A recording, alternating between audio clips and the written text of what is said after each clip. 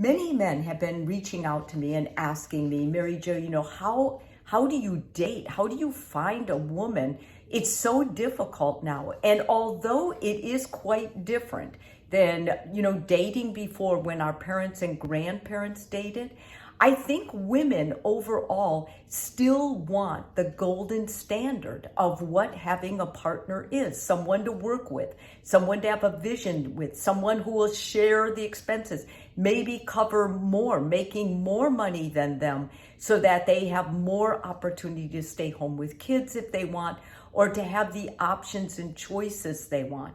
And I don't think any of that is above board. Women overall should set a standard. It should be a high standard because they're giving, basically they're joining a man. They're going to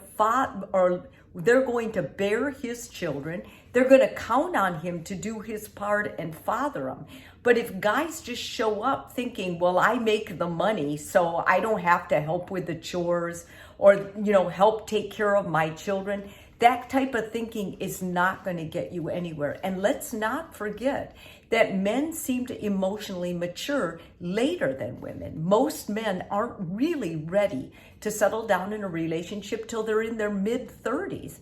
And that's already past the time when most women are wanting to have their children, because women want to have children when it's still safe, when they still have enough energy to give that child, to raise that child.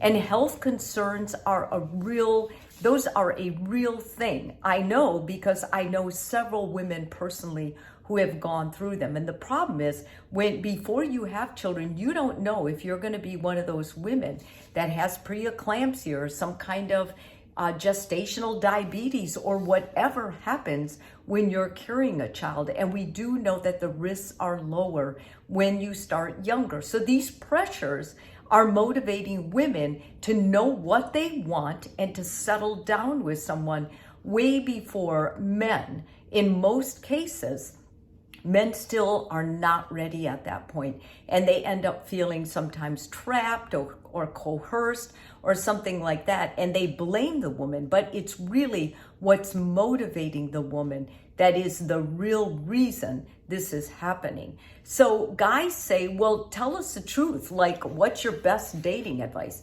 I'm going to give you my best dating advice. Some of it, you're going to have a hard time with it because there's a lot of men. Although I work mostly with men, I have to say there's a lot of guys who have been sheltered from really taking responsibility and growing up, where women have had to jump in more and take care of kids at home or children in the family or help out with more of the chores. This has not gotten to a lot of men yet. And so when I see these same men wanting to date, I'm like, you're going to have to do a whole change. You're going to have to start stepping up and taking responsibility. But I've got a list and I'm going through it now. Stop treating and thinking of women as sex objects. Whatever you're doing, whatever idea you're getting, whether it's through serial dating, porn sites or whatever, you can't do that. You cannot have a engagement in that kind of stuff where it changes your brain chemistry and your thinking and still think you're going to have a healthy relationship, because the two don't go together. Secondly, talk to women in real life. When you really start talking to women, you'll develop a sense of what women are looking for and what they want, instead of projecting that you think you know what women want from looking at posts on Instagram or Facebook or pornography sites. Because until you talk to women in real life, you're not going to be able to be comfortable with them or make friends with them. And all great relationships start with a good friendship. And therefore, guys, you need to get out there and start talking to women, all kinds of women, so you have a sense of how to be a better partner if you're thinking of really having a committed long-term relationship. Thirdly, it's important that you work on improving yourself. What things are going to attract a woman to you? If you're just saying, well, my great personality or my car or my clothes or my job, those things are not going to be enough. I want to know, what kind of a person are you when you get angry? How do you show love and support to people? How do you show up for your partner? Will you show up for your partner? Are you consistent in what you say? Do you have good follow through? Are you terrified of commitment, or can you commit and really be that person? How do you feel about being faithful forever? Are you revengeful? If your partner one day makes you angry, are you going to go out and look for a new partner? These are the things, the thinking, the insights you have to have and start working on before you start dating or before you even consider having a long-term relationship. Pick an average person to love or to date or to start a relationship with. When you pick someone that looks like a supermodel or someone way over your head, you are setting yourself up for sabotage. And not only that, everybody looking at the two of you together is going to know that this was your trophy, or this, that you are giving up, making huge sacrifices to be with this person. And what's going to happen when that all wears off? Is this person real?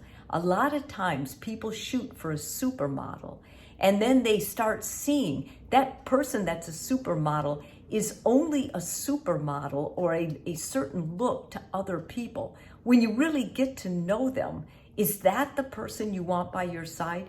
Is that the person you want by your side when someone you love dies? Is that the person you want by your side when you lose a job? Is that the person you want by your side when you're trying to get loans and credit? Is that the person you want by your side when you have your first child and you're looking at someone who's going to do the fair share of work?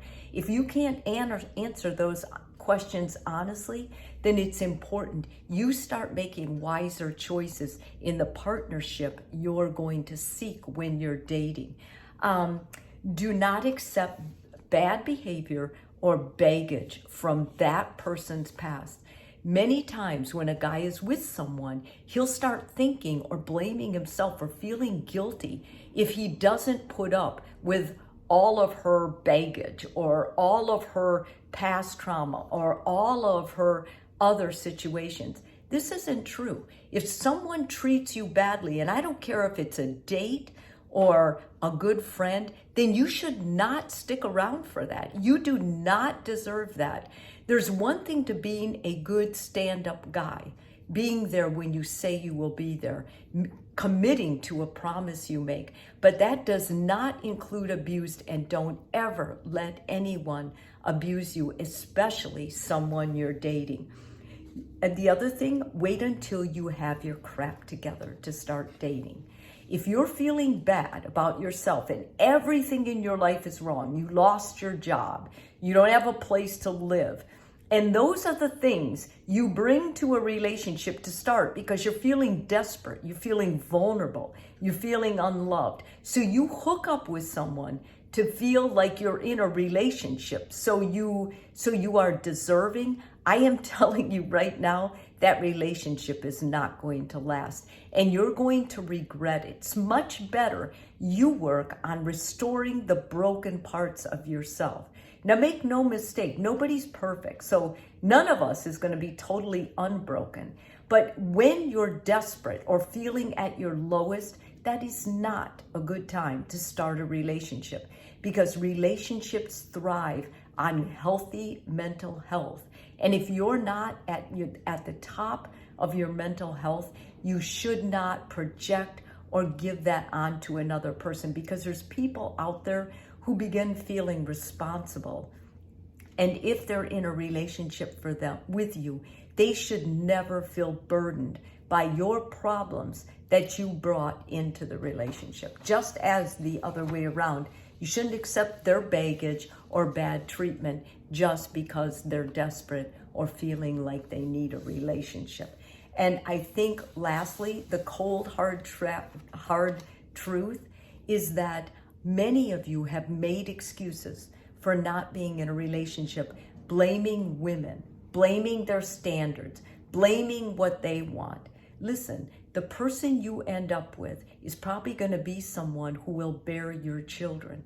Make that choice wisely. Is this a person that I can partner with? Is this a person we can bring up healthy children with? Is this the person that I want to share the rest of my life with?